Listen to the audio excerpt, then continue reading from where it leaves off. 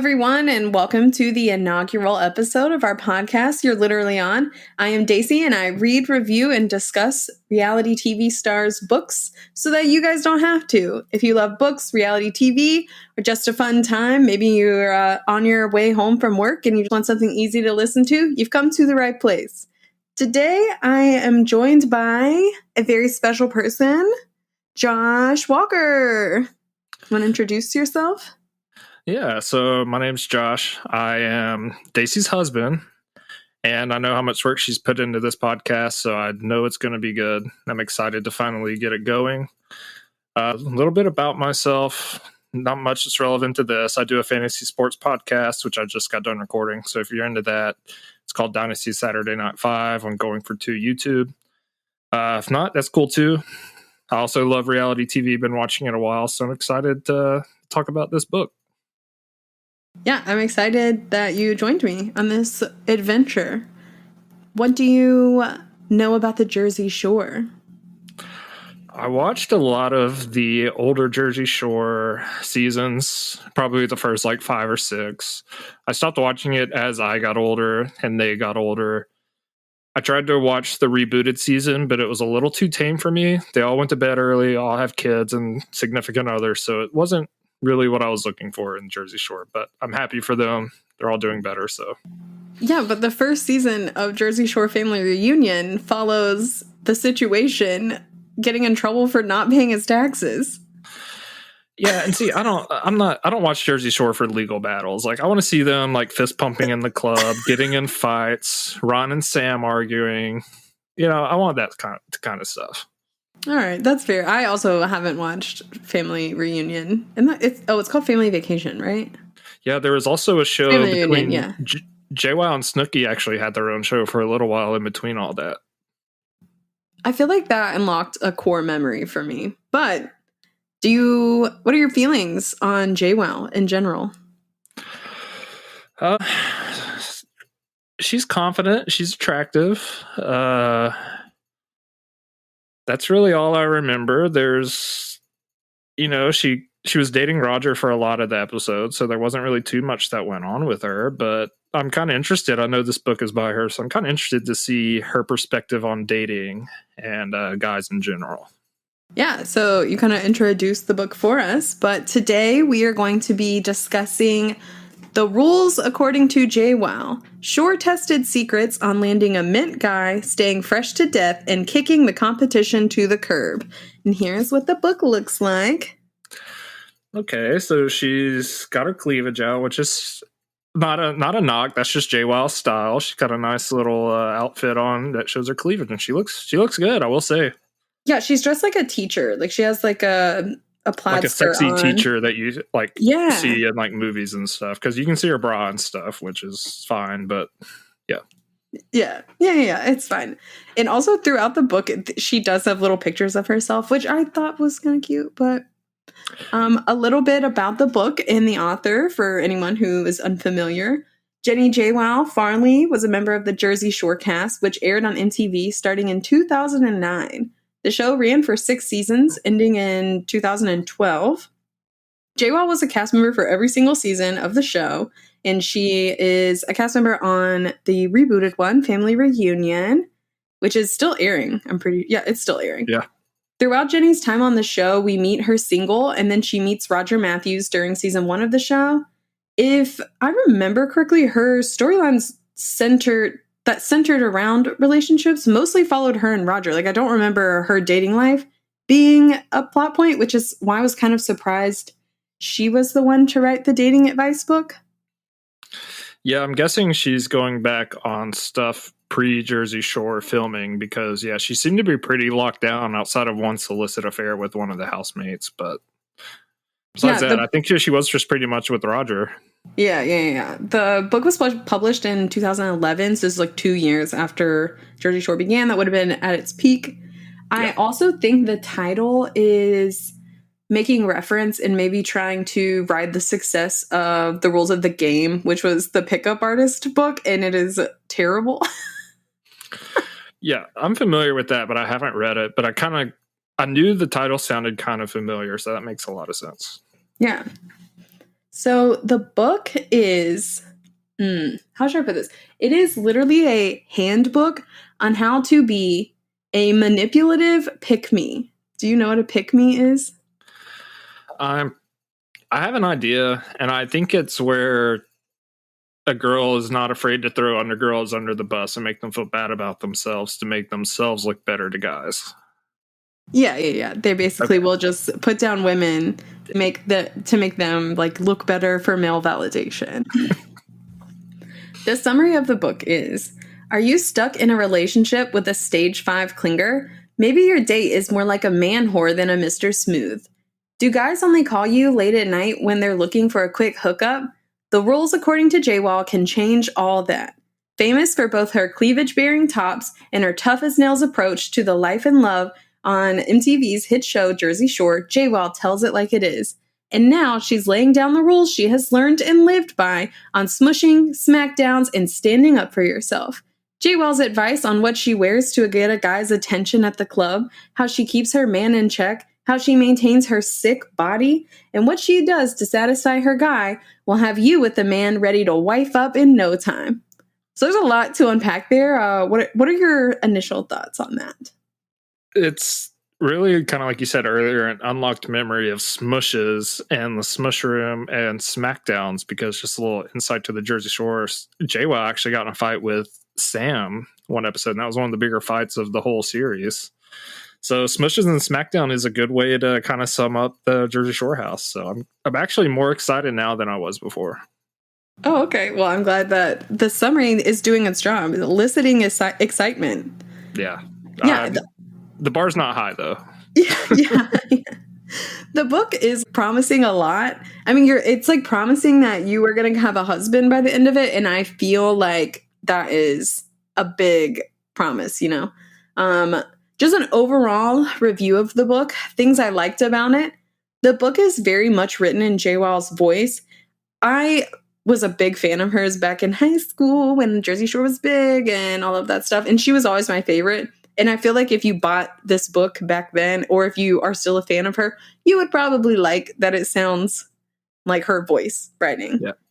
The book is organized really well. It follows the life cycle of a relationship. It starts with dating and being single, then it moves to a relationship, then to a breakup. And the last 4 chapters, there are 9 chapters in total, are mostly filler on things like makeup tips, exercise tips, clothing tips. And then chapter 9 is sex tips. So as a guy, I'm really not interested in the middle of the book, the makeup and exercise, but I want to hear the dating stuff and I want to hear the sex advice.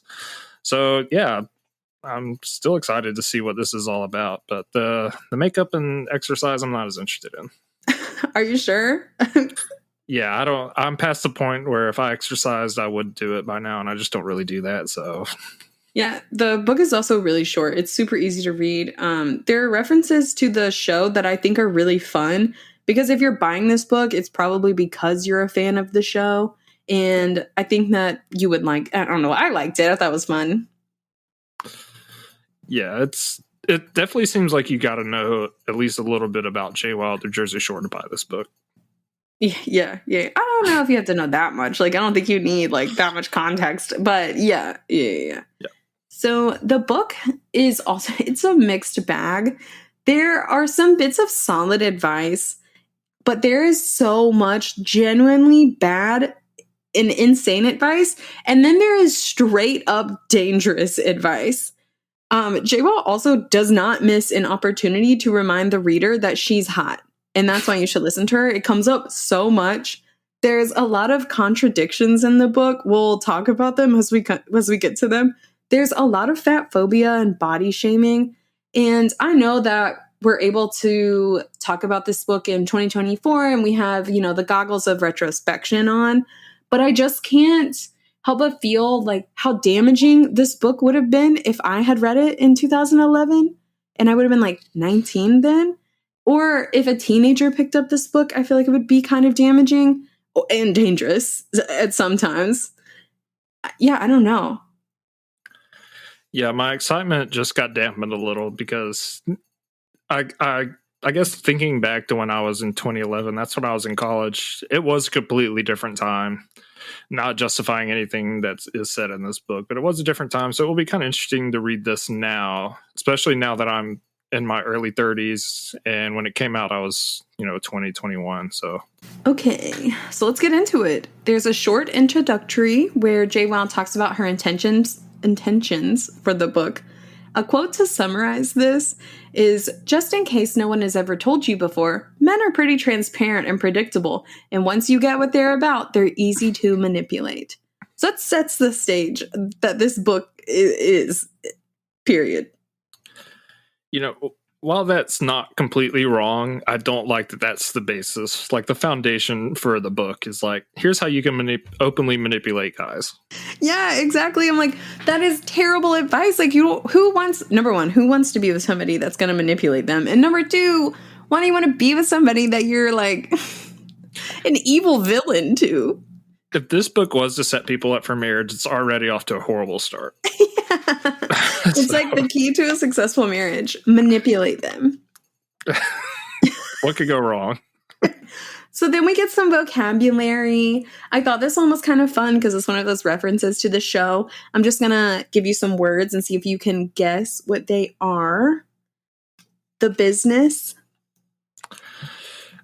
I'm assuming the business is like smushing. It's like doing the deed. Yeah, like getting it in. Yeah, you're right. A grenade. A grenade. I did not know what this was until I watched Jersey Shore. And if it were not Jersey Shore, I would say it's something you throw in times of war. But I know that it is a typically woman who is not necessarily seen as attractive. Yeah, JWoww writes, it's a large, ugly chick who's friends with a hot chick. I missed the large part. I just thought it was an ugly girl. That's very specific and, like you said, a little fatphobic. There's gorillas. Do you know what gorillas are? Probably, if I had to assume, it was probably someone like Roger, who is buff, tatted up, kind of a man's man, quote unquote. Yeah. Do you know? This one's funny. Do you know what a Napoleon is? I would assume it's a short king. Just given the Napoleon complex. Probably a short king. Wow. Are you from Jersey? Maybe. Yeah. I lived in Maryland for 2 years, and we went to a zoo in Jersey on a ferry. So maybe some of it just seeped in. Whoa. Yeah. It's like a Napoleon is a guy who's too short to date. It just reminds me of the TikTok song of "My wife thinks I'm 5'9". No, 5'7". I'm 5'7", but my wife thinks I'm 5'9". Brian Jordan Alvarez, go watch that on TikTok. Speaking of zoos, do you know what a zoo creature is? A zoo creature? No, I don't even have a guess that won't be offensive. She says it's another way of calling someone a grenade launcher. This is a big, nasty girl who tends to get mean and physical when provoked. Also called a hippo or an elephant. Which, okay, those aren't even creative. So it's an even larger. So what's the difference in a grenade and a grenade launcher? So a grenade launcher is a bigger and stronger grenade. She can kick your ass. Okay, so there are levels to the grenade. There's a grenade scale. Yeah, there is a grenade scale. There's also a lean cuisine. Or no, yeah. And there is a guy who's too thin. And then a landmine is a grenade who's too thin.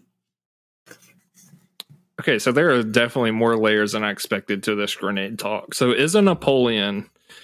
Do you even give the Napoleon like one night? Because the way it says is like you just write off the Napoleon type. Is this someone you like sleep with but don't have a relationship with? Or is this just someone where you see how short they are and you just say, not a chance? Yeah, I think it's someone who's too short and you're like, absolutely fucking not. I like gorillas. Yeah. Okay. Yeah. All right. Well, now we're ready. We know the lingo. We're going to pretend we're single ladies looking for love. Chapter 2 is On the Prowl. This is the section that covers being single and getting out there and dating. And the first step, according to JWoww, is we got to get out of our sweats and off of our couch. We got to get out there. JWoww lists some places to find men like the club, the beach, or the gym. She recommends bringing your girlfriends with you to play wingman, having a good attitude, being confident, not being clingy, and playing it cool. And I was like, yeah, fair. See, I'm already not interested, so get off the couch and out of your sweatpants. That just seems very hard for me sometimes, and I'd much rather just sit at home. Yeah, but you're not going to meet people by doing that. Yeah, no, that's true. And if there was a beach close by, I would probably go to the beach more often. Yeah, are you just going to like hit on your DoorDash drivers? Like, there's no... No, it's probably more Tinder and just hope people come to you, which is a failed plan or tactic. Yeah. So rule number 3 is when you're least looking for it, love will bite you in the ass. Which I do like that, I think that's kind of true. JWoww writes, you will always meet someone that's right for you when you least expect it. True, yeah, sure. I think my first immediate reaction is that might happen because you're not out looking for it and trying to like pigeonhole certain people. So I think you can just find people who just click with you without really trying to. Oh yeah, I didn't think about that. Like how... Like if you go out looking for a certain type of guy, you're going to eliminate a bunch of other guys who you might actually really like. Yeah. I never thought about it like that. Interesting. But then, okay, this is good advice. And then it's immediately followed by like insane advice, which is... I strongly suggest becoming a baseball or football fan, or at least learning the difference between a home run and a touchdown so you can make conversation. This is a contradiction. I thought we were trying to find somebody who's right for me. What if I don't like sports? Why do I need to know this information? Yeah, I think faking parts of your personality, especially if guys notice that, I think is kind of a turnoff and kind of cringy to a certain extent. 'Cause it feels like you're just trying too hard to like, instead of just being yourself and hoping they like you, if that makes sense.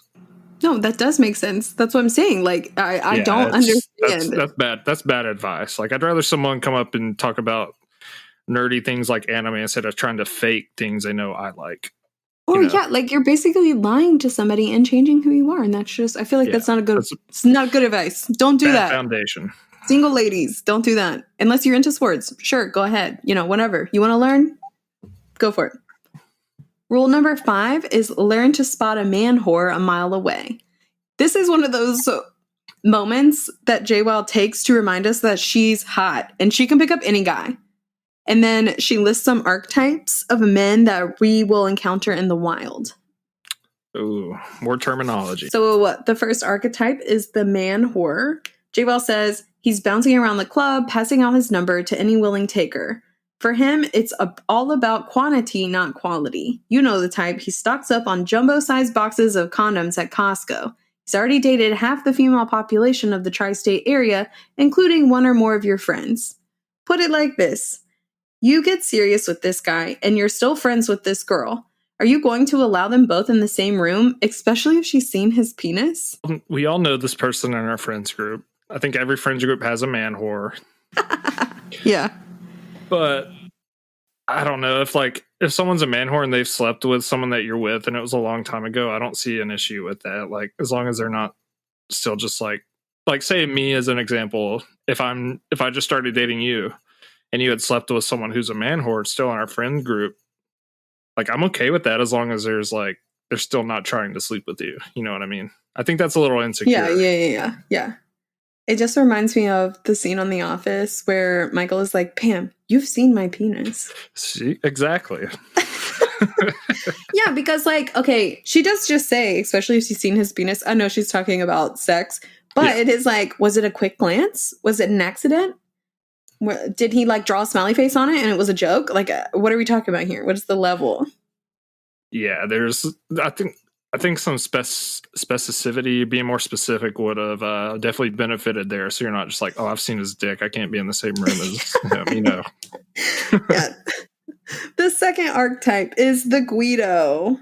She says, most likely he is from the East Coast. You will either see him doing shots at the bar or fist pumping on the dance floor. He'll probably have spiky hair, a tight shirt, lots of tattoos, and be very tan with big muscles. The Guido is a tricky breed of man. If you want to get to know him, the worst place is at the nightclub. because Guido's rolling packs and his boys will not permit him to talk to you for too long. I'm already feeling like this is a slight contradiction, because just knowing a little into the future, I would consider Roger to be a Guido. Well, it's perfect that you bring that up, because once again, JWoww reminds us that she's hot, because she says that Guidos are very hard to lock down in a relationship. Very, very hard. It takes years of experience, which I finally have. But let me tell you, it's a roller coaster ride from hell. Okay, so that makes a little more sense. So it probably took her a while to lock Roger in. But now that she did, she's happy because and this is kind of problematic also, she's tamed her man and probably got him to where he doesn't want to go out anymore. I just feel like Roger is peak Guido. If I remember correctly, he always wore like tight Ed Hardy shirts, always had some like bling on the shirts and pants. Yep. And wasn't afraid to get in a fight in the club. Yep. We have our next archetype, which is the cheater. She says they're cocky, arrogant SOBs. Yeah, I think the cheater is pretty self-explanatory. I don't think we need to. Don't date someone that you even consider or think would be a cheater. Yeah, but also, isn't the cheater just another part of a man whore? Yeah, no, I think those two definitely kind of intersect there. If there's a Venn diagram. Yeah. Then we have Mr. Smooth. She says, I like this type. It's the guy who's not overly dressed for the occasion. He has a nice swagger about him. He's very calm, cool, and collected. He's chivalrous. He opens doors, buys drinks, says please and thank you, pays you compliments, and asks and answers questions without sounding cocky or arrogant. While this could be just someone who's a gentleman and just very polite, I also think, going back to the Venn diagram, on the middle, you got man whore. On the left side, you've got cheater. And then on the right side, intersecting with man whore, also you got this one. Because this is just a very charismatic, smart man whore who knows not to oversell his cards. And I think they're just smart and know that this is what women are typically looking for. So you should always take this person with a grain of salt and get to know them. Wow, dating book, because that is not in here. She doesn't write that. I mean... Yeah. Yeah. There's the cocky asshole. She says, we all fall for this type once or twice. No matter how full of himself he is, you can't help but be attracted. He has a magnetic pull on the opposite sex. I personally think it's the attitude. Confidence is seductive. He thinks he's a catch, so of course you think so too. This type is often a bragging blowhard who throws around his cash like he owns the world. Sexy? Hell yeah. And then there's something thrilling about how he bitches people out and belittles them. No, there's not. There's not. I find being a bully not cute. It's not a good look.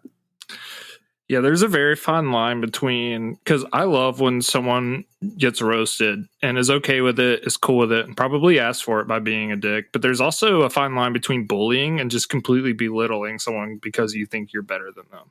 Yeah, and I feel like this is getting into that territory where it's not cool, it's not funny. Yeah. And if we were out and you just randomly started belittling somebody, I'd go home. Like, I'd be like, you're on your own, pal. Like, you can figure it out.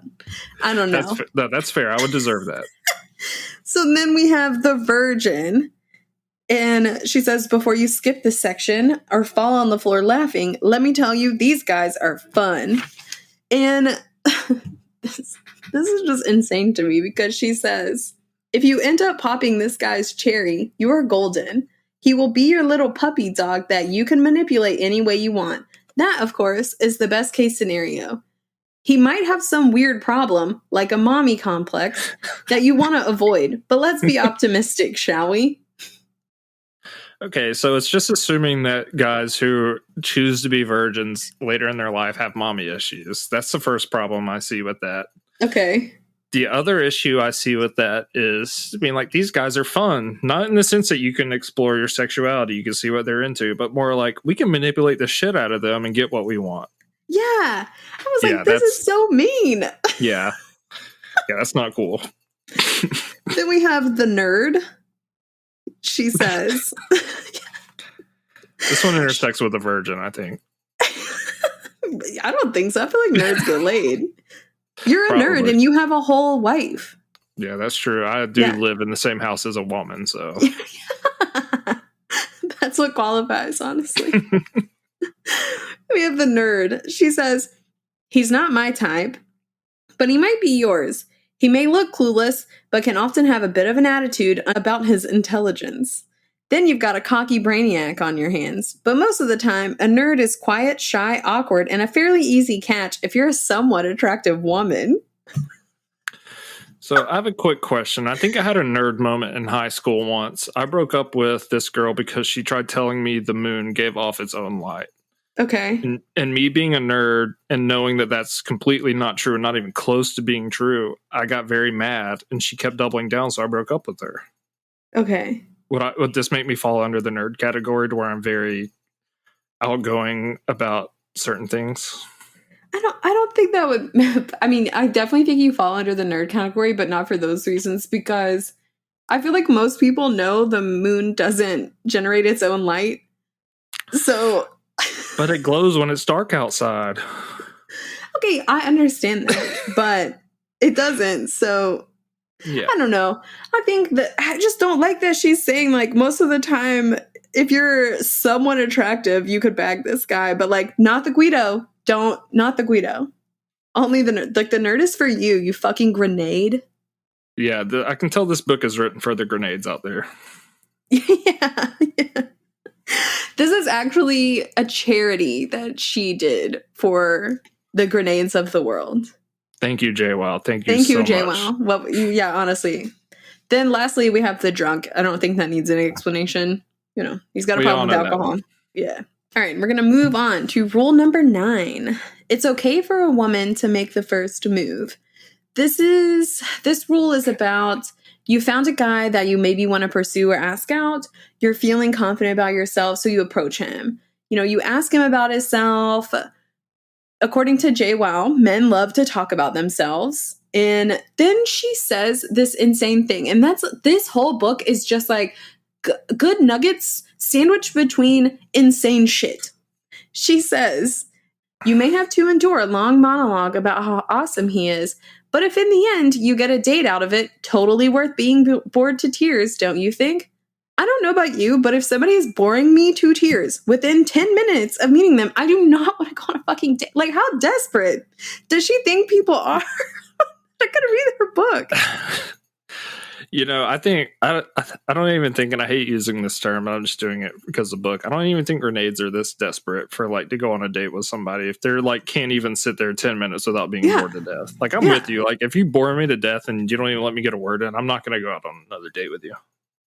Yeah, exactly. Like, I just was like, I mean, I guess maybe you do have to be pretty desperate if you've exhausted all the other dating books and this is the one that you're like turning to.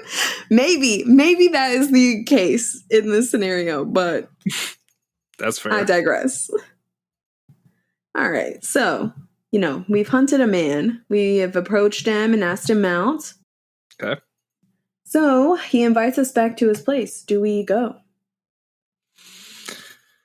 I'm on the fence because if he bored me to death talking about himself, maybe not. But I'm also me personally speaking, I'm going to give them a chance and just, you know, hope they were nervous and just, I think so. If it were me, I think I'd give them a chance. I don't know if I'd like stay that night there, but I'd at least go back and hang out some more, you know? Okay. Well, according to JWoww, you don't go back to his house.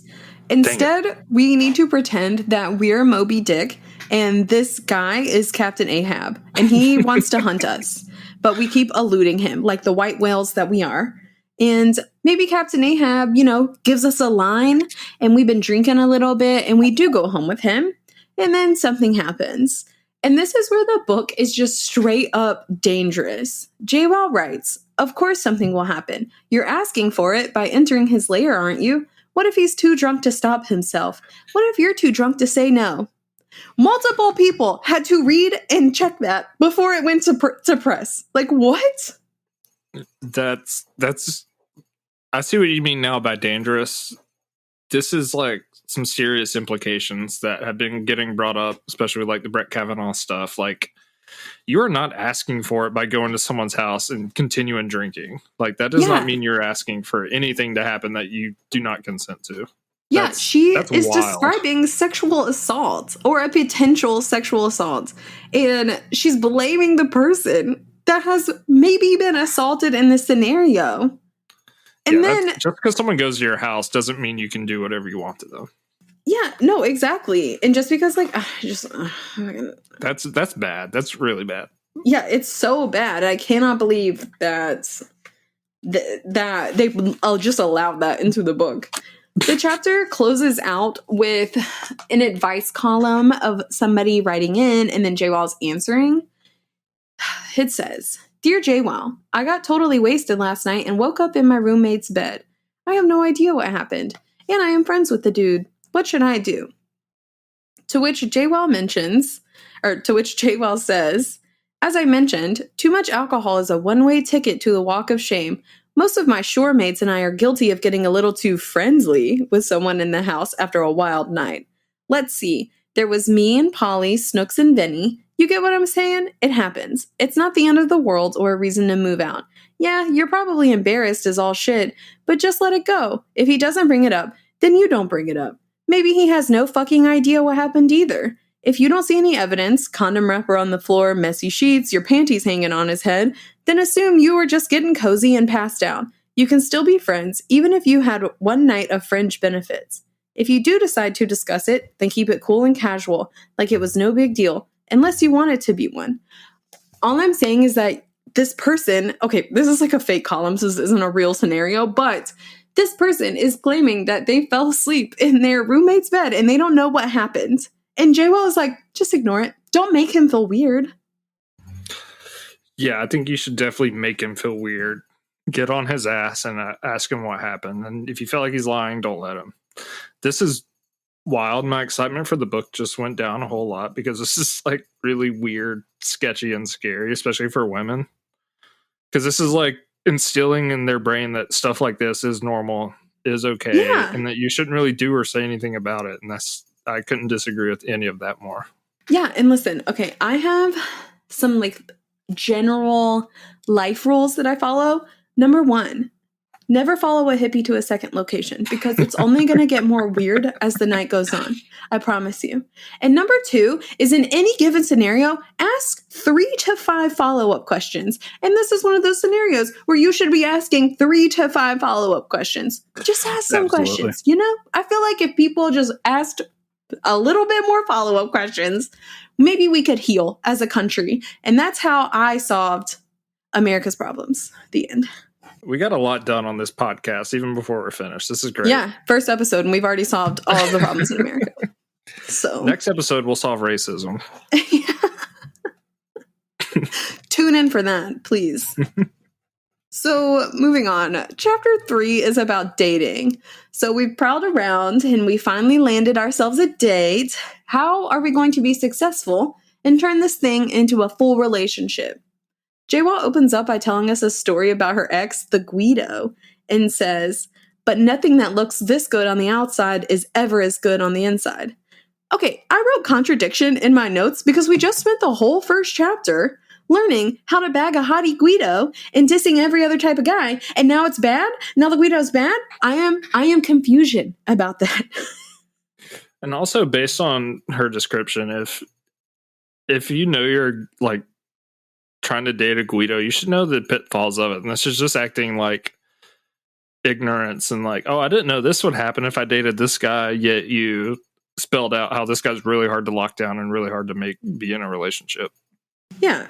I kind of do get what she's getting at, though, that getting to know someone is important and like seeing past their facade. And, you know, I do get it, but it did crack me up when she put that on there. So rule number 15, don't fuck up the first date. We've got the man. We've got the date. We know it's important to find out if this guy is right for us. How do we not fuck this up?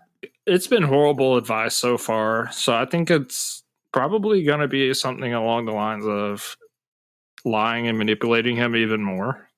Wow. Are you sure you haven't read this book, Joshua? Well, I'm just going based off the foundation of this book is how you manipulate men and get what you want out of them. Even though it's supposedly looking for a long-term relationship, it's not actually trending towards that. Yeah, okay, yes. The answer is to lie.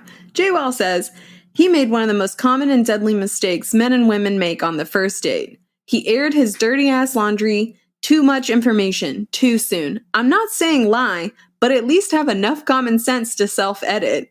So she's talking about she goes on a date with this guy and he just starts immediately like airing his dirty laundry. And in case you're wondering what this guy's dirty laundry is for the first date conversation, it's just that he lives at home with his parents still. That my brain jumps to a different scenario when someone lives at home. That means that they've, and this might be also a little manipulative, but that means they're not paying rent or paying a bunch of bills, so they probably have some money. Yeah, more money to take you to the Olive Garden. Life hack. Exactly. Yeah, that's another thing we do here is give you life hacks. So here are some key ways to not fuck up your first date. Number 1, don't dig too much into the past. JWoww writes, he sure as hell doesn't need to know that you were once 100 pounds heavier and went to fat camp. He'll just try and picture it, not a turn on. Or that you have an irrational fear of frogs. Say what you want, they freak me out. Which, number 1, your fear of frogs is not irrational. I'm here to be the one to tell you that. And your rational fear of frogs is a first date conversation because that person needs to know that they're now the frog guy because you are not the frog guy. I am terrified of frogs. So it's going to come up. You definitely put that in the book. I do not believe that was actually in the book because I've never met another person who has a completely irrational fear of frogs like you do. Oh my God. This was the book that I felt seen, Josh. People thought that there was a frog that jumped on her once and she ran outside and I was trying to console her, but she was freaking out. So people thought I was like abusing her, like trying to beat her up. I'm like, look, there's just a frog on her. I'm not trying to harm. I'm trying to help. And the neighborhood comes out like giving me glances like I'm a piece of shit. So this is good stuff to know on the first date. You're missing a vital key point of the story, though, Josh, is that you came out because I was screaming bloody murder. And as the neighbors also were coming out to see what the fuck was going on, you yelled, I didn't hit her. Well, they were looking at me weird. Like they looked at me in horror and shock. Like, so I just had to get that out there that I was not doing that. I appreciate that. Thank you. Which made me look more guilty. Yeah. The next way to not fuck up your first date, be careful how much you drink. That's good advice. Don't get sloppy. Yeah, I'm okay with that. Yeah, she says, the next way to not fuck up your date is to make easy conversation. JWoww writes, do not get into politics or religion. You're not looking to start a huge argument on the first date, and these topics tend to ignite strong opinions, which I do agree with, but I also feel like core values are something that should absolutely come up on a first date. Yeah, I think there are other ways to kind of understand people's core values without directly asking them how they feel about certain topics. The first is, before you really go out and date someone, and this is if they allow you on there, check their social media and stuff, because you can catch a lot of red flags just by that. And there are other topics you can bring up, certain things going on in the country where you can kind of get a vibe for how they feel on things. So without directly getting into it, you should be able to get a decent meter of where they're at. Yeah, but I just feel like, do you want to go on a second date with somebody who doesn't have the same core values as you? I wouldn't, personally. Depends how extreme, but for the most part, no. Yeah, maybe I'm just an efficient dater but obviously before we were married. I don't think I've been on any dates since we've been together. Yeah, I hope not. I haven't. But yeah, I'm like, okay, here's your questionnaire. You need to fill this out, and then we'll figure it out how the night will go after this. That's one way to do it, and some guys like that, so they kind of know what they're getting into and what they're, it's no surprise. Yeah. True. The next way to not fuck up your date is to pay attention. Yeah. Be engaged in conversation. Yeah. I feel like that's good Absolutely. Advice, The next one is to be confident. Sure. Mm-hmm. Now, don't talk about yourself the whole time. And the last one is, don't do anything you suck at. And okay, it sounds insane, but she's saying that, if you maybe have an unhealthy relationship with alcohol, don't suggest a bar for your first night out. Or if you're a terrible singer and you're afraid of speaking in public or something, don't go to the karaoke bar. Kind of pick somewhere where you feel good in your element and you can be more confident and comfortable in. And I feel like that's actually good advice. Yeah, I think she could have worded that a little bit better. But yeah, when you put it in that context, that does make sense. Like if you have a drinking problem or getting too drunk and not being yourself, obviously don't go out for drinks or something, you know? Yeah. So that brings us to rule number 16. Spell out what you want. She writes, when you enter into a relationship, I believe you should make it clear from the start what you expect. Basically, the time to do it is before you're in too deep. Contradiction, Jenny, because you just spent the last rule telling me I needed a fucking self-edit, i.e. lie, and not talk about my core values or my religion or my politics or anything important to me. So now I need to tell this person what I want? What? Yeah. Being like, because I'm assuming we're still pretty early in the relationship. It's like, first date, don't bring up this stuff. But also, if you don't align with me, get out. Like, tell them what you need. So, like, basically, like, I don't want you to be a Nazi. I don't want you to be like, and if that doesn't jive, then that should be brought up early on. When do you bring it up then, JWoww? When do I get to talk about myself? When you're a year into your relationship, living together, you know.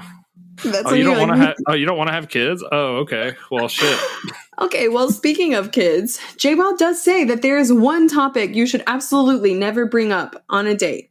She says, don't mention this topic until you've been dating somebody for months and months and months. Oh. And that topic is babies. She says to not bring up babies, even if you've been smushing a guy for a month. That is insanely bad advice because, listen, I don't know who needs to hear this, but smushing is how babies are made. And if you are fucking somebody, a conversation about what you would do in the case that a child is conceived needs to happen at least once. At least once. You know? Do it in the Taco Bell drive-thru. That way you're both trapped, you're good, you can't go anywhere, and you're getting a burrito afterwards. Yeah, I don't know if this is like, and this, I get what you mean when you're having sex with someone, this should be known, but like very first date, I don't know if you should bring up, so do you want kids? But at the same time, if you're sleeping with someone, if it comes before the first date, there should at least be some talk of this because this is absolutely massive. And this is how absent parents and like indecision about what to do when this happens comes because you don't iron this out before, you know, intercourse takes place, which should definitely be done. Yeah. Otherwise, there are other people you can go have sex with that feel differently about it than you. Yeah, I just feel like you should be responsible and have at least one conversation. If you've been fucking somebody for a month, that is like absolutely 4 weeks. a month. You've been having sex with somebody for 4 weeks? Yeah, I don't know, whatever. 100%. That is just my opinion. I think that, and also maybe a hot take, but I think babies should come up on a first date or at least a second date. I say second date, but yeah. It's not a complete red flag or turn off if it does come up first date. Yeah. So moving along, after the dates that we have, I guess, succeeded on by lying to this person and maybe pretending we like sports when we don't and completely not being ourselves. Chapter 4 is relationships. So, you know, now we're in the relationship after the dates that we've been on. And rules 22 through 25 are actually solid advice. They're a little surface level, but they're actually pretty good. So rule number 22 is, in a guy's mind, monogamy equals monotony. That is a terrible title, but I did agree with the point she was getting at. She suggests there needs to be a different flavor other than vanilla on the menu. And she's not talking about sex. She's talking about, like, if maybe you have a tradition where every Friday night you go and eat Mexican, then maybe try switching it up for pizza on a Friday night. You know, just like keep things interesting. I thought that was, you know, a good advice to not fall into comfort traps. Yeah, don't get stuck in a boring routine. We're like, all right, you know, Tuesdays, tacos, and it gets old after a while. Yeah, switch it up, do fun things, do things you haven't done before. I like that. I was like, yeah, it's pretty solid advice, actually. Rule 23, don't knock yourself off the pedestal.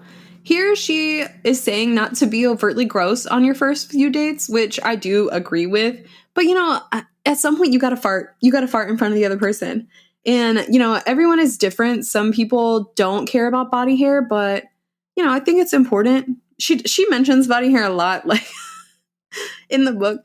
But I do think it is important to put yourself on a pedestal and practice basic hygiene. You know, throw some deodorant, brush your teethies, wash your ass. Men, wash your fucking ass.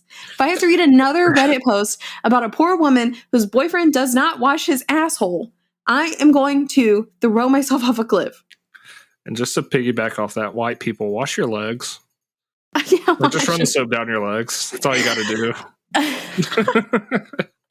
I saw that on Reddit or something with Taylor Swift or something.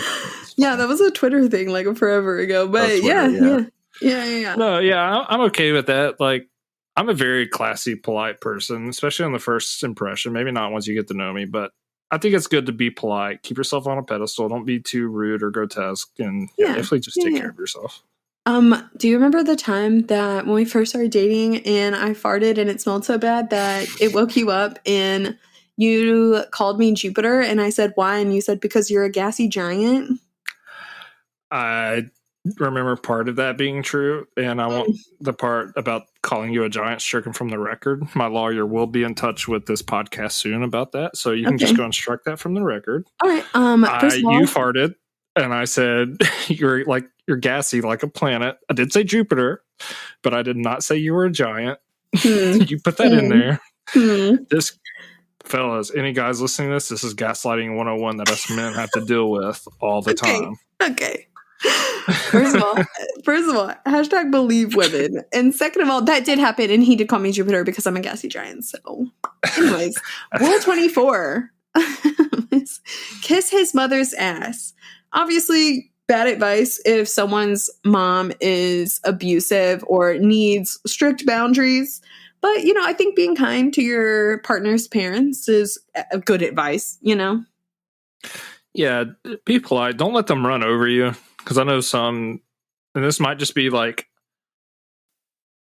me being a guy and like people, especially dads being protective over, which is not the mother-in-law. But I think parents can be kind of rude to people. Like, just be polite, but also set boundaries. So I agree with that. But there also needs to be boundaries set. Yeah. Rule 25 is if it smells like a hookup, it's a hookup. And here she covers 6 signs that you are a hookup. And I did find them helpful and weirdly relatable. So we're going to cover them. Sign number 1, he never takes you out in public. Yeah, that's a good sign that he's got something to hide or just is kind of ashamed of you. Yeah. Sign number 2, he never spends money on you. Yeah, that's... If it's more than just a hookup, I definitely want to at least try and like get them some nice things, pay for them while we go out to eat, just to do something nice, not for any gain or reason, just to like help them out. Yeah. Sign number 3, he never introduces you to his friends or family. Yeah, that just kind of goes on. If this is happening, he probably has a secret to hide and he doesn't want people knowing, including his friends. Yeah, that's true. Sign number 4, he doesn't want you on his networking site like Facebook or MySpace. Girls, if he is not putting you in the top 8, he is not serious. He's if he doesn't want you on there, he's got things on there that he doesn't want you to know. So he's probably lying to you. True. Sign 5, he only calls / wants to see you really late. Yep. So typical, it's 2 a.m., you're a little drunk, kind of lonely. Yeah, like you don't want to hang out with them earlier in the day because you've been sober. So yeah, that's a bad sign. Sign 6, he's always unavailable / makes excuses when you want to hang out. I don't think this is solely a hookup. I think this depends on the person because when we first started dating, I was doing other things like trying to become grand champion on Rocket League, trying to do some other things, but it didn't mean we were just a hookup, which we weren't hooking up. But still, I think that just varies on the person. Some people really just like to be alone, don't want to be with someone a bunch of times, especially that they first met. So I think use a little context and a little bit of your brain to figure that one out. Yeah, but I also feel like, our relationship in specific was done backwards because we did hook up and then you just like never left me alone and now we're married, so. Yeah, it was never just a hookup, so that's a good thing. Oh, thanks. Oh my God, we've been together 7 years and I'm so happy to learn that I am not just a hookup. Yeah, never really was that. I was too busy playing Rocket League to just do a hookup. So take that how you will. Moving on to rule 27. It's also pretty good advice. If he's treating you like Pinocchio, cut the strings. Here she talks about somebody who's being overly controlling. I did really like that. She lists some red flags for us. Number 1, he's clingy. He wants to be with you 24/7. Yeah, probably leads to other insecurities. Yep.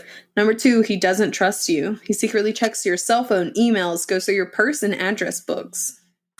Yep, either he's doing something and feels guilty and wants to make you feel like you are, or he's just insecure again and needs therapy. Yeah. Number 3, he wants you all to himself. This means isolating you from your friends, family, workmates. He doesn't want anyone around you that might convince you he's bad news. Yeah, I feel like that is a solid red flag right there. Yeah, that's probably even worse than the others. It tends into narcissistic, other like sociopathic tendencies to isolate you from other people, and also a little abusive and predatory. I think that going through your shit though is like pretty bad. Yeah, I'm big into privacy. So if you go through my shit like unwarranted, like, you know, if I'm doing something, you go through it, that's different, a little different, but don't go through people's shit. Yeah. Number 4 is he lays on a guilt trip. Whenever you try to do something he's not involved in or something he doesn't approve of, he spreads it on thick. Yeah, I do agree with that. Yeah, that instead of like doing something they shouldn't, that just leads to someone being insecure and probably just having anxiety, but still, that's not healthy for a relationship at all. Yeah. And the last sign of a red flag is he knocks you down. JWoww says he tries to make you feel like a loser so you can become more dependent on him. He's constantly criticizing, chipping away at your confidence. When you put on a few pounds because he's been driving you to eat for consolation, his pet name for you is Willie, as in the whale. That seems weirdly personal. Something tells me the Guido that was mentioned earlier did this, and I was getting called out again. Yeah, like it's specific. Because like if you wrote a book about something like this and you mention this, I feel like you'd put if someone calls you a gassy giant. No, I was going to say, JWoww, so what do I do if somebody calls me a gassy giant? I'm not even going to respond to that. That's, yeah. Okay, that's fine. Rule 28 is if there's trouble, talk about it. This whole like rule section is about fighting fair with your partner, and I actually kind of enjoyed it. JWoww says, my feeling is this. I'm going to be pissed at you if you did something, but I'll be even more pissed at you and probably never forgive you if I have to hear it from someone else, which I do agree with. I might be a little upset if you do something that I'm not going to like, but I'm going to be more upset if you actively try to hide it from me. I think she got this from Sam and Ron. Because Ron lied about seeing other people, but someone, and it probably got surfaced too, someone slipped Sam a note saying it happened, or like with proof that it happened. It's JWoww. And then it blew up. So I think JWoww just got who? Snooki and JWoww, they wrote the letter. Well, yeah, so I think she got this firsthand. Like, if Ron would have just told Sam what was going on, it wouldn't have blown up and lasted 7 seasons like it did. So, anyways, back to the book. JWoww gives us 5 ways to fight right. She says, number 1, make an appointment. If one or both of you are avoiding the subject, you need to schedule a sit down, arrange a place and time, and put it on the books. Saying, listen, we need to talk. When is good for you? I thought that was like, yeah, that's pretty fair, you know? Yeah, I think it keeps people from feeling blindsided or feeling personally attacked. If you like say, hey, this is what I want to talk about, let's schedule the time, so you don't just spring it on someone and then they get defensive. Because speaking personally, that does happen. You feel like you're being personally attacked. So then you get defensive, and there's nothing constructive going to come out of that. Yeah. Number 2 is have the right attitude. You want to come at this in a positive way. You're not blaming or accusing. You're going to work this out together as a couple because you care about each other. Yeah. Fair. You know, good. Not trying to one up the other. You're right. I'm wrong. Yeah. Number 3, listen up. Don't just wail on his ass without giving him the opportunity to explain and say how he feels, tempting as that may be. Yeah, I think everyone getting an equal word in does make the fight seem from being one-sided. You know, everyone gets to say their part. You don't interrupt. Yeah, I think that's pretty good. Number 4 is don't get defensive. If you're on the receiving end and you didn't do anything wrong, it's hard not to get pissed off and protest. But if all you do is deny, you're basically telling him you don't give a shit how he feels. I do agree with that, yeah. Yep. Yeah, that's actually good advice. Yeah. And number 5 is play nice. By this, I mean no low blows in the conversation. Don't bring up his past mistakes or problems. Don't threaten to call his mother. Don't call him names. Act like an adult for fucking crying out loud. And that's good. Low blows just are going to lead to insults, which is going to lead to other insults. And then you're spiraling downhill. Yeah. So, we get all of this, like, actually good advice. I mean, listen, this isn't groundbreaking information. It's pretty common knowledge, I feel like. But, it's not bad advice. It's fine. But then we get to Rule 29, which is, when you're sure he's the one, slap on the cuffs. And... sexually. No, she's not. She's not being sexually. Do you not know what cuffing is? No, I do not. Okay, it's like locking someone down for a relationship. Put the cuffs on them. They're cuffed to you. Okay, I mean, okay, that's different than what I was thinking. She I was like, okay, that's a good step. That's a good next step. We're getting into the sex section. She writes, this isn't about being submissive. It's actually a power play when you're learning to manipulate a guy's thoughts and emotions. I mean, just what is that? This? That makes sense now. What is this? Yeah, why would anybody want to be with someone that they have to manipulate? And then who would want to be manipulated? God forbid, JWoww, that you just date somebody who enjoys your presence and existence. It's the next step of breakup, because that's where this relationship is heading, if this is where you're going. Well, yeah, the next step is a breakup, but we're still in the relationship chapter, so we're still in the relationship stage. Okay, it's getting rocky, though. Like, yeah, but probably because we're me down and manipulate me. It's going to get rocky.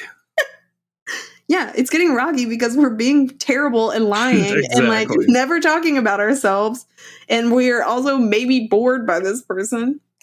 Yep. So...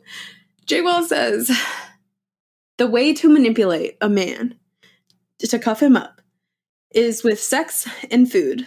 But not too much sex, because if all you do is smush, he's never going to see you in his future. And then literally the next sentence is, and speaking of smushing, you need to give it up a lot, or at least enough. What? Not too much sex, but enough sex. But also you need to fuck all the time. Yeah, I'm seeing the contradictions you talked about. It's like, hey, don't just, you need to have sex sparingly so he knows what he's got and doesn't get over it. But at the same time, if he wants it, give it to him. Yeah, I just was like, so what am I supposed to do here? Like, do I smush or do I not smush? How do I know? How do I know if I'm smushing too much? Or what if I like smushing and I want to smush? What does that mean? Like, my value is not how many times a week I have sex. Moving on. So, chapter 5, it's over. So now we've looked for a man, we've been on dates, we've relationshiped, and now it's over. The breakup. Maybe it's because the person bored us. Maybe it's because we've been manipulating the shit out of them. Or maybe they found out we don't like sports. Or maybe we smushed too much or not enough. Either way, it's over. How are we going to deal with that? Don't worry. JWoww gives us 6 ways to deal with them. I don't think it's going to be healthily. I don't think we're going to healthily deal with this. Okay, well, I'm going to go over them and you can decide for yourself. All right. Yeah. Number 1, put space between you. Even if you stay friends, you need to break all communication and contact when you split. Yeah, okay, that's a pretty good start. I'm okay with that. You definitely don't need to keep seeing them, trying to talk to them if you're trying to move on. Yeah, same. I honestly, like, blocking somebody's number and, like, blocking them on your socials, really, it does feel good. After, it kind of just feels like you're deleting them out of your life. But, I mean, sometimes it can suck, but it's so healthy to do that. I think it's a safer bet to just go ahead and do that so you're not tempted. Number 2 is deal with the death. Your relationship is now extinct, so expect to go through all of the emotions that come with mourning it. I actually agree with that. I thought it was pretty good. I think a lot of people, or I don't know if a lot of people do this, but some people don't think of a breakup as kind of a metaphorical death. It really is a person that was a huge part of your world. It's no longer a part of that world, and you're no longer a part of theirs. Yeah, it does leave a void there, especially because not even talking about relationships, I used to go to like a summer camp every once in a while, just leaving some people I just met and hung out with for like a full week, like being home and not around them, you feel sad. So I think especially someone you're in a relationship and actually love, there's definitely going to be a void there. Yeah. Number 3 is to lean on your friends and family which, yeah, of course, get your support system. Do that. Yep, absolutely. Number 4, out of sight, out of mind. I do not have to tell you that clinging to mementos, old photos, his Oral-B in your medicine cabinet, not healthy. Which, yes. Well, I don't. Okay. Yeah, get rid of like the cards and stuff. But maybe, I don't know, if they bought you like a nice gift, keep that shit. No, like clothes and stuff that I wear on a daily basis, I'm not going to give up, like a jacket or something. But like if it's something that's just like sentimental, like cards, maybe if they wrote you notes or something, yeah, definitely get rid of those pictures that you have just around. You don't want to be seeing that every day and be reminded of stuff like that. Yeah. Number 5 is figure out how the relationship got fucked up, which I actually really liked this one and thought it was pretty solid advice, because having reflection on yourself and on the other person is really helpful for personal growth in general, and kind of realizing that maybe what you did wrong or what the other person did wrong and like taking accountability for yourself is really good advice to have.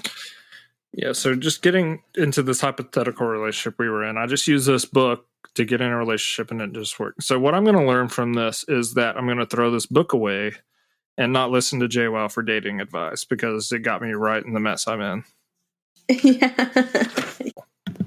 Yeah, you got to watch the highlight reel. That's a sports thing. Exactly. Woo, go me. Good job. Yeah, high five. Number 6, let it go. She writes, I have come to a conclusion. There is no good reason to hang on to heartache, hatred, or regret. All it does is make you miserable, not to mention fat, if you bury your emotions in a plate of spaghetti.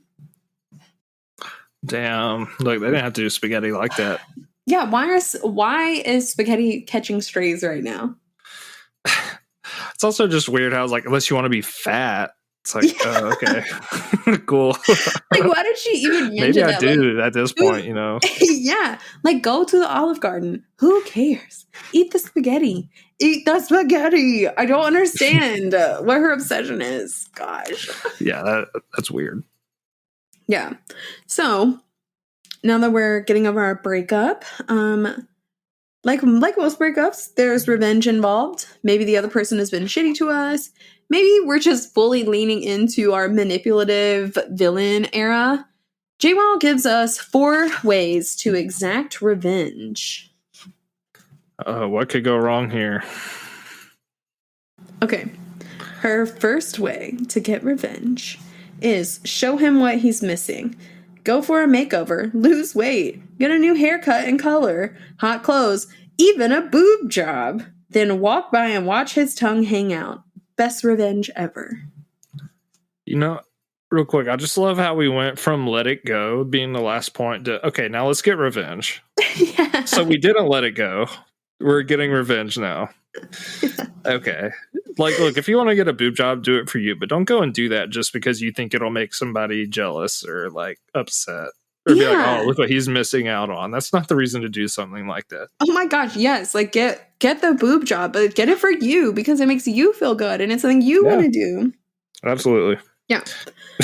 The second way is to date one of his friends. JWoww writes, nothing makes a girl feel more appreciated than 2 men punching each other in the face over her. Okay, so she's Angela from The Office when Dwight and Andy go on a duel. And someone's like, why are you doing this? She's like, I'll reward the outcome of the duel. Yeah. And then like smirk. It's like, okay, this is a horrible idea. I ruined our relationship, so let's ruin another relationship between him and his friend. Yeah.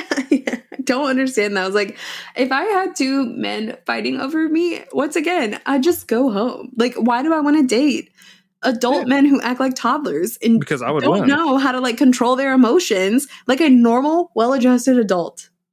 Yeah. And I would win if I fought anyone over you, so okay, you wouldn't have to worry about it. Wow, thanks, Josh. I love that. Thank you. Another way is to be successful and make sure he hears about it. Show him that being free of his sorry ass is the best thing that's ever happened to you. I'm actually okay with this one.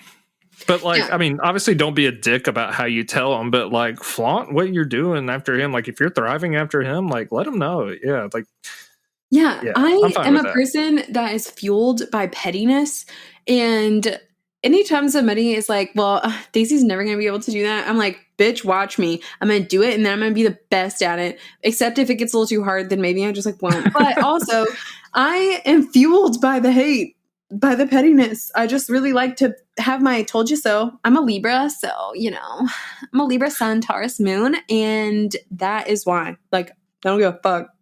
Yeah, I don't know what any of that means, but I'm okay with this. Okay, yeah, thank you. And then the last way is to humiliate his ass. Publicize all the shit he did to you. Don't name names, but he'll know it's him when you blab, blog, or write a book. And ditch the deets of your relationship. Hell. Context is needed for this. Like, if you manipulated this person and then they just chose to leave you because you suck, then I don't think you should go humiliate them. But if they cheated on you, or if they sexually assaulted you, or did something like that, flame his ass. Absolutely. Like, people need to know about things like that. But if he just broke up with you because he doesn't like you, it's like, I don't think humiliating him is going to do any good. He just dumped you because you lied to him and you were boring and had no personality. Yeah, exactly. And you didn't know the difference between a home run and a touchdown was. Then you shows text messages on social media saying, "Oh, he lives with his mom." Like, okay. Look at this fucking guy. Who looks bad here? Yeah, that's so true. So that concludes that chapter, basically. And then we move on to chapters 6 through 8, which are pretty generic. Chapter 6 covers style and fashion, and it's all about finding your own style. I kind of liked it because JWoww has like a very iconic style. You could like dress up for her as Halloween and people would be like, oh yeah, you're JWoww. Yeah, they would get it. And I did like this. She was like, try different, things and kind of find your own signature look. Yeah, thought it was fun. Yeah. Chapter 7 is body. It covers working out and diet. JWoww has a workout plan and a diet, which she doesn't call a diet. She calls it a healthy eating plan, which is just more words to say diet. And it's something a lot of like wellness industry folk do, where they're like, we're not a diet, we're a lifestyle change. It's like, just say you're a fucking diet. You're a diet. Like, why? Like, what is this? I think it takes away need for accountability when you give people eating disorders. You're like, oh, we're not a diet. Like, they did that to themselves. That's how it feels to me. I don't think it has to do with like eating disorders. I think it does have to do with like, then the onus is off of them, because it's like, well, you couldn't do the lifestyle change. Like, you didn't change your life. So it's not, like the diet just like fucking sucked and you didn't enjoy it. And you hated life. It's like, you didn't change your life. It's like your diet didn't work. It's like, it's not a diet. This is on you. You didn't do what you needed to do. You ate spaghetti. You ate the spaghetti. You went to the fucking Olive Garden. How dare you? Fucking grenade. So, yeah, weirdly, she like isn't overly fat phobic in this section, but she does body shame women who are too thin. And so I was like, well, at least everybody's catching strays in this. Yeah, it's not just the fat grenades. It's the not grenade launchers. What's it called? The skinny landmines. It's the landmines are catching strays too. Yeah. So at least she's consistent in getting everybody. Yeah. Chapter 8 is about makeup, and she gives some makeup tips for the aspiring Guidette. There's actually some helpful advice in here about hair extensions and self-tanning. I thought they were pretty helpful. Like, if you self-tan or you go get a spray tan and it gets on your hands and your hands turn that weird orange color, you can use a lemon to, get the off of your palms. See, I didn't know that. I've never been in a tanning bed, never got a spray tan, so I guess that's pretty good advice. I'm going to tell a really brave story about the first time I got a spray tan. It was my senior prom, and this new tanning place had just opened up in my town, and they were offering free spray tans as like a promotional thing. So me and my girlies went, and I kind of had to pee, but I didn't have to pee that bad. And then I went in there, and I didn't expect it to be cold, and I peed myself the second that I got out, and I had to grab the trash can that was like in the room, pee in the trash can, and then I had to go to my fucking senior prom with like streaky legs. Everybody was like, "Oh my god, what happened to your legs?" And I was like, "Oh, I wiped the spray tan instead of pat it, because you just like pat it on yourself when you get out." I was like, "Oh, I just wiped," and everybody fucking believed me. No, if anybody that knew me in senior prom and saw my legs, I peed myself. I pissed myself right after I got the spray tan, and that's why it was like that. referencing back in the book, I feel like this is you taking yourself off your pedestal. JWoww would not advise you to do this. Yeah, but you're in too deep now, buddy. Yeah, that's true. So I can't really say anything, but yeah. She also goes over different types of hair extensions and talks about different price points, which I thought was pretty cool. And she gives some tips on how to clip them in if you're doing the clip-in extensions, which they can kind of be difficult if you've never used them before. It just take a little practice, but she's got some good tips in this book if you're interested in that. I will say, when it comes to hair extensions, I don't really notice when people have them, but I notice when people have them in badly. Oh, yeah, that's so true. So, I mean, yeah. She also writes this little helpful tidbit that you need to have short nails if you're going to fight people. Don't get the long nail if you're a fighter. JWoww says that's why she keeps her nails short, because she is a fighter. Yeah, no, she definitely is. Or at the very least, if you have long nails and you're about to go somewhere and fight someone, like, take them off. They're going to get ruined. It's going to hurt you probably. So yeah, this is sound advice. Like, look, before you go into a Waffle House or a Denny's at 2 a.m., just go and take your nails off, because you never know what's going to go down. Chapter 9 is the smushing chapter. It's called Smushing. And it is honestly the most boring chapter. Like, I found this one the least entertaining, weirdly enough. See, I thought they would save the best for last. That's why I thought we were getting to this after the relationship, because I thought it was like the best, longest chapter. Yeah. Nope. But yeah, it is honestly pretty generic and not super exciting. There's not a lot of good tips in here. She does list 10 physical things that can turn a guy off, which I thought was really funny, because the whole book is her just telling us that men want to have sex with us, and this is how you like get them to have sex with you and then marry you. And then she's like, oh, actually, here's all the reasons men don't want to have sex with you. So it's not going to tell us men where the clitoris is. It's not. It's really what I was here for. Sorry, fellas. Yeah, it's not, unfortunately. Somebody should, I was going to say somebody should write a book on that, but I'm sure somebody has. And also, like, health books exist, so, it's out there. Google literally exists. The first reason a man won't want to have sex with you is if you have hairy legs, arms, armpits, or a jungle growing down there. I feel like this gets into personal preference. So before I say anything, I'm going to say that if this is what you like, do it, regardless of what I think. But I'm not really into leg hair, armpit hair. It's not really my thing. It's not like an end all be all. Like, if you had that, I'm not going to say, fuck you. But yeah, it's not really my thing. But some people are into that. And if that's what you want, do it. Also, I have never had sex with a man who was like, oh my God, your leg hair? Absolutely not. Like, you got to fucking put your clothes on. I don't think people care that much. Yeah. Exactly. If you're doing the deed, you're going to do the deed regardless. Yeah. Whatever. Number 2 is dirty, greasy hair, which, like, wash your hair, I guess, that's very nitpicky. Number 3 is skank, which I thought was funny because skank, she says it means B.O., but, like, that's stank. Skank is different. Oh, so she actually said skank. Like, yeah, S-K-A-N-K, skank. Yeah, no, skank. Skank is like what you do at a Real Big Fish concert. Yeah, absolutely. I love doing that. But yeah, she says it's B.O., which, like, throw some deodorant. Number 4, unattractive underwear, which I don't think people care this much. That's stupid. Like, wear what's comfortable. Like, who cares? Yeah, you're not coming off anyways. Yeah. Yeah, like. Who gives a shit? Number 5 is bad breath. So, brush your teethies. Yeah, you don't want to make out with someone whose breath stinks. Yeah, number 6 is the one I think I have the most issue with, because it's bad skin / body acne. And, like, Jenny, that's something people can't help. Like, what? Yeah, that's very, very nitpicky.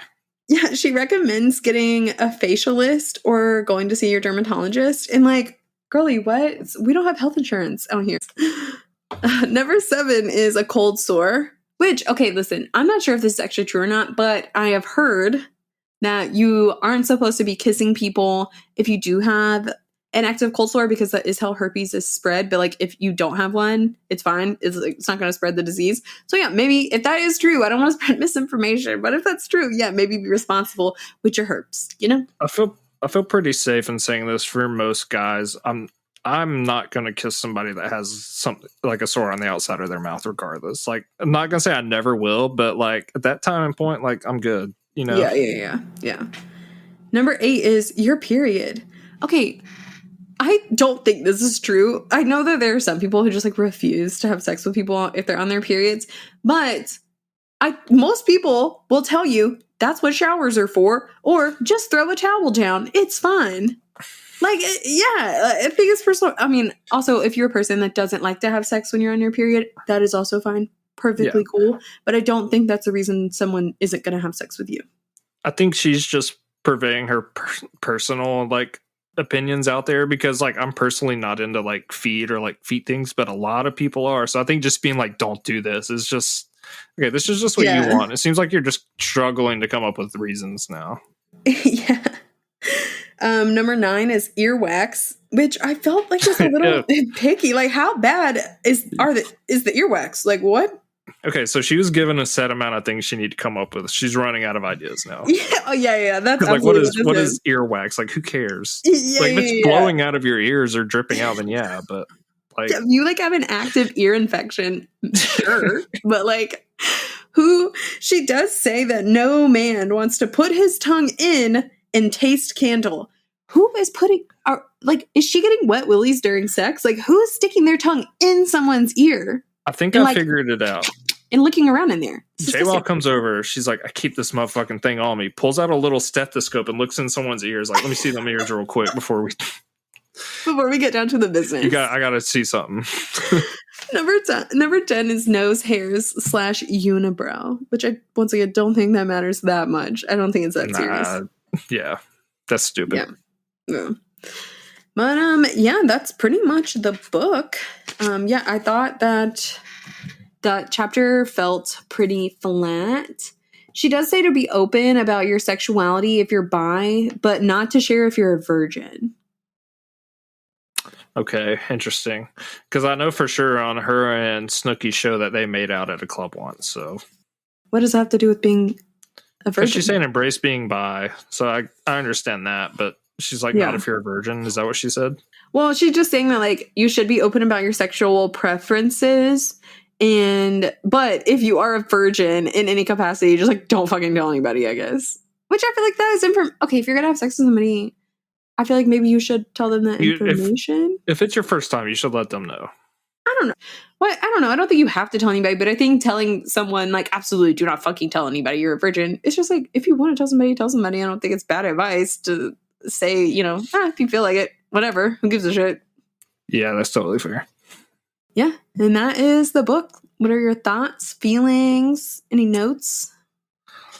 Generally pretty horrible advice for the most part, but there's some few good nuggets about how to like have not necessarily a fight, because if you do it as she wants you to, it's not really a fight, it's a discussion. Okay, yeah. So I think there's some good advice there. There's also very dangerous advice that I'm very surprised got published. Yeah. It was. I was expecting a little more out of the last chapter, but kind of makes sense. I guess she wanted to make it for everyone to be able to read, not make it for just like adults or older women, the way young girls wouldn't read it. But I guess it was fine. It's about what I expected. Yeah, I feel like maybe young girls shouldn't read this because it's not good. And it might make you feel bad about yourself. Yeah. And I don't know. I wouldn't say that all of the books that we talk about on the pod are cash grabs. I think some of them have been written in earnestness. And this one absolutely 100% is a cash grab. Like from the title to the contents to the person who wrote it. And it just feels weird to me that JWoww is the one that they tapped for that and not, like Snooki or Dina. Yeah, I feel like because their storylines on the show were centered around their dating life. Yeah. Honestly, I would, and maybe this is just me from a male perspective, but I would like to see one from one of the guys who obviously always failed at dating people. I think that would be just as entertaining. I would rate this book 1.5 hair extensions. I'm gonna say a 1. hair extension, because I would have said more, but there's some very dangerous implications that a lot of, especially men, agree with that I don't think should be put out there. That's fair. So, but for that very reason, it's a 1. It was entertaining. Some of the stuff was funny. I hope we didn't read this with any seriousness, like trying to take anything away from it. So as long as you do that and aren't looking for actual genuine advice, I think it's fine. Yeah. Do you think this book would help somebody find a date, land a man, get married? Absolutely not. I think this is good to find a good couple of week, maybe couple month long hookup, but that's all it's ever going to be. It's like building a house on sand instead of a rock foundation. Yeah, I feel like it's more like building your house in the middle of the air and then being like, why is it not just floating? Why are we falling? Yeah, why are we falling down? Why won't anything stay up there? Exactly. Yeah. Well, yeah, that is the book. If you enjoyed this, please subscribe wherever you get your podcasts. Feel free to rate and review. Thank you for all your support, and we hope to have you in the future. We've got some exciting stuff coming up, and we're only going to get better as we keep going. So with that, support your local bookstore and your local comic book store, and have a great day. Bye. Bye. You're Literally On is hosted and produced by yours truly, Dacey O'Kelley. Our editor and resident audio wizard is Dustin Goddard. Thank you so much for your support. Please follow the pod wherever you get your podcast, and feel free to rate and review. As always, support your local bookstore, and remember to always be kind. Bye.